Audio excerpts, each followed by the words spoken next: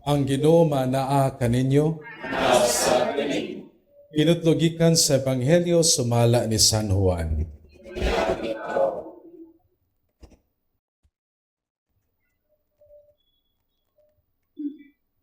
Nahiyabot siya sa usa ka lungsod sa Samaria nga ginganlag Sicar, nga dili layo sa yuta sa nga gihatag ni Jacob sa iyang mga anak nga si Jose. Ato dito ang atabay ni Jacob, ug milingkod si Jesus tupad sa atabay, sanglit gikapoy man siya sa panaw. Hapit na kadto modto. Unya nahiabot ang usa ka babayeng Samarianhon aron pagkalos og tubig. Mingon si Jesus kaniya, "Paim na rako." Ang babaye mitubag, "Hudyo ka o ako Samarianhon. Busa nganong nangayo ka man kanakog tubig na mainom?" Si Jesus mitubag, "Kung nasayod kapaunta sa kasa sa Dios o kinsa kining nangayo kanimong tubig, mangayo pagayod kaniya o hatagan kaniyang tubig nga naghatag sa kinabuhi."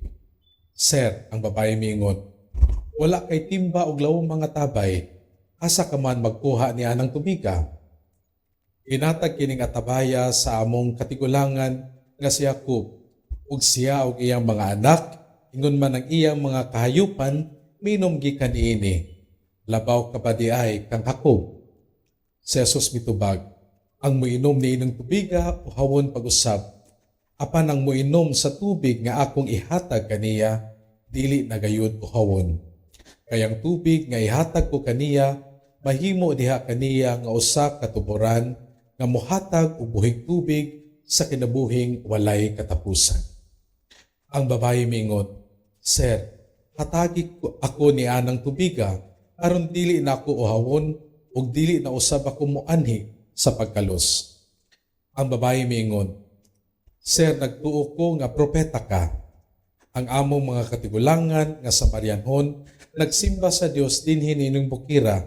Apan kamong mga Hudyo nagingon nga ang Jerusalem mao ang dapit diin magsimba kita sa Dios." Si Jesus mingon kaniya, "Babaye, tuuhi ako nga moabot ang panahon nga ang mga tawo dili na magsimba sa Amahan dinhi nining bukira ni sa Jerusalem. Kamong mga Samarianhon wala gayud makaila sa inyong gisimba, apan kaming mga Hudyo nakaila sa among gisimba, kay ang kaluwasan nagikan man sa mga Hudyo. Apan taliabot ang panahon ug karon ani ana nga ang matuod nga mga magsimba sa Amahan diha sa espiritu ug sa kamatuoran. Kini sila mao ang mga nagsisimba nga gusto sa Amahan nga mao'y magsimba kaniya. Ang Dios espiritu ug katong magsimba kaniya, kinahanglan magsimba diha sa espiritu ug sa kamatuoran." Mingon kaniya ang babaye, "Nasayod ako nga moanhi ang Mesiyas nga ginganlag Kristo. Inigabot niya, iya kitang sultihan sa tanan." Si Jesus mitubag, "Ako mao siya nga nakigsulti kanimo." Daghan sa mga Samarianhon na niadtong lungsura na nuo kang Jesus, kay ang babayi mingon man, "Gisultihan ako niya sa tanan kong nabuhat." Busa sa pagabot sa mga Samarianhon, gihangyo nila si Jesus nga magpabilin uban kanila, ug nagpabilin siya ditong duha ka adlaw. Daghan pagayud ang nanuo kaniya tungod sa iyang gisulti ug giignan nila ang babaye, "Mituo na kami karon, dili tungod sa imong gisulti, kundi dili tungod kay kami mismo nakadungog kaniya, ug nasayod kami nga siya mao gayud ang Mesiyas sa kalibutan." Maigsoon ko ni Kristo ang Ebanghelyo sa Ginoo.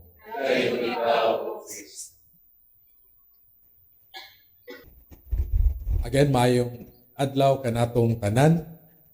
Ang akong pagpaambit no magsugod ko sa ambot lang ko nakatanaw kamo kani salina nga Sound of Music, no?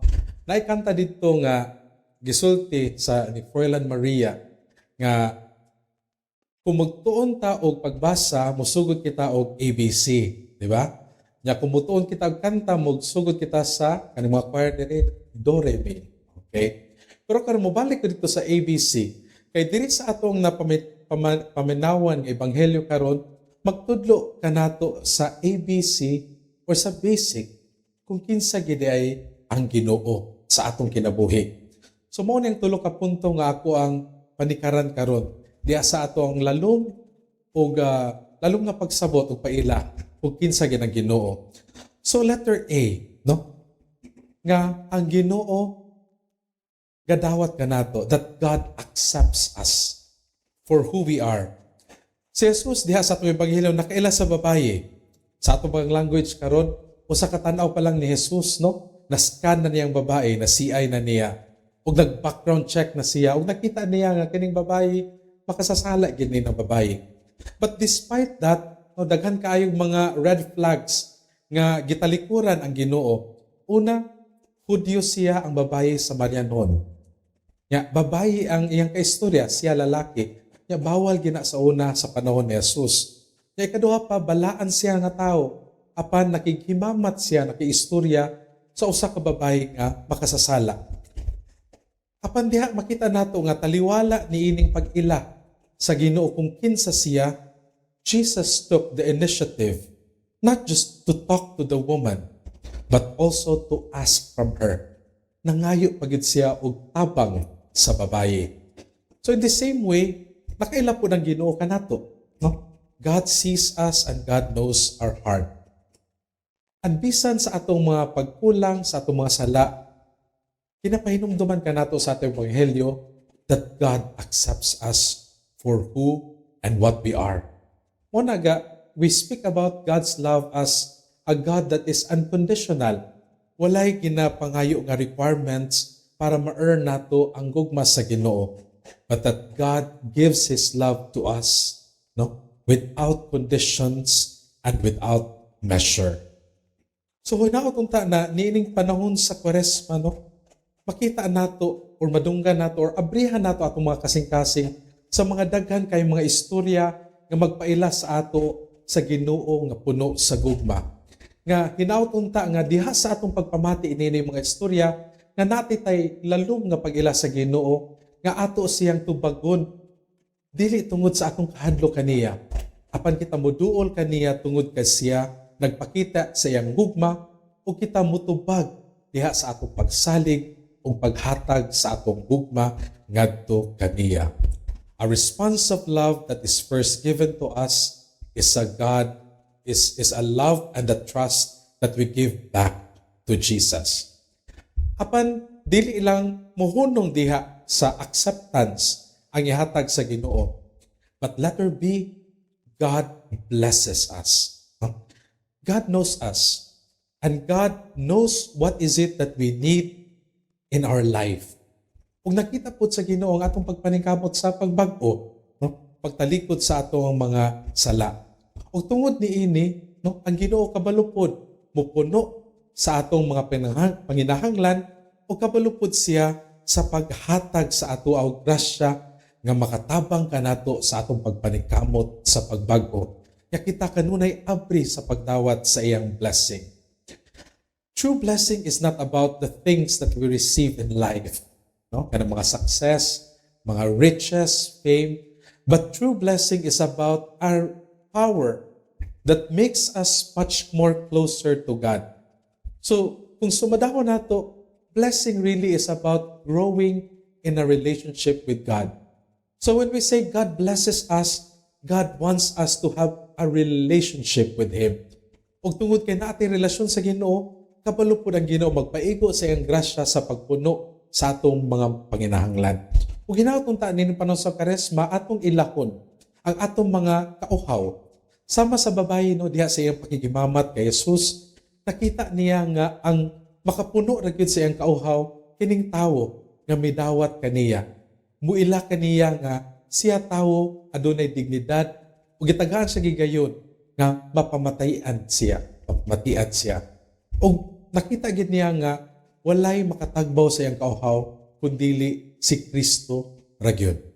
Kaya hinautong ta ini panon sa Kwaresma, dili nato mailhan ang atong mga kauhaw. Dili na nato ihalad sa Ginoo ang atong mga panginahanglan apan mosalig kita nga sa tanan nga atong mga gikinahanglan ang Ginoo ra gyud ang mopuno niini ang Ginoo ra gyud ang maghatag sa ato og katagbawan sa ato ang ginapangita nga kalipay, no? The things that we seek in peace, no? The things that we seek also that makes us less lonely and joyful in life. So let us learn to name our thirsts nga ato po untang makit-an nga si Jesus ra gyud ang makasatisfy sa atoa. But that moves us to letter C. The blessing doesn't stop with us.